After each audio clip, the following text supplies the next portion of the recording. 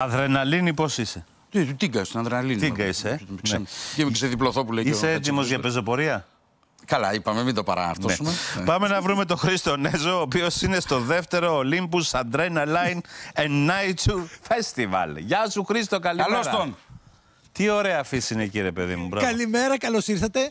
Συγγνώμη, κοιτάξτε, είμαστε 100 μέτρα από το Φαράγγι, από το ποτάμι του Ορλιά, μέσα στους καταράκτες. Πήγα εκεί, αλλά δυστυχώς δεν ήθελε η τεχνολογία να βγούμε από τον καταράκτη, μέχρι και βουτιά θα έκανα. Και κάτι σχόλια.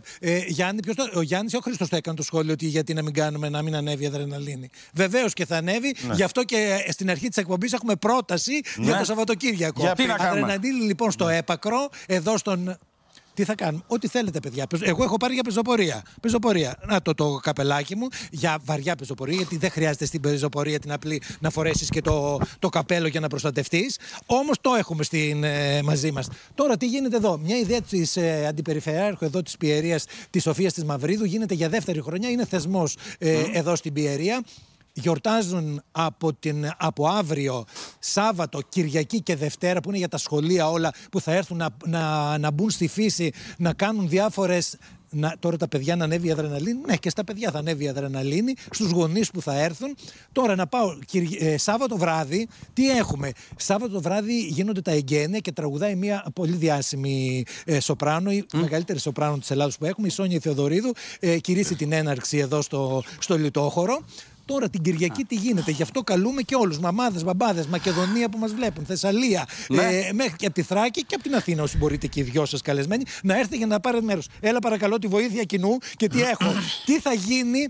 Ο Βασίλης ο Διαμαντόπουλος συμμετέχει κι αυτός. Συμμετέχουν πάρα πολλοί φορείς εδώ, εκτός από του Δήμου Δίου Ολύμπου, η περιφέρεια, όπως είπαμε, η Περιφερειακή Ενότητα Πιερίας και ο τουρισμός. Οπότε πες μου τι ακριβώς θα νιώσουν, θα ζήσουν όσοι θα έρθουν την Κυριακή εδώ, που θα έχει και ήλιο, πρέπει να σας πω. Ναι, καλημέρα σας.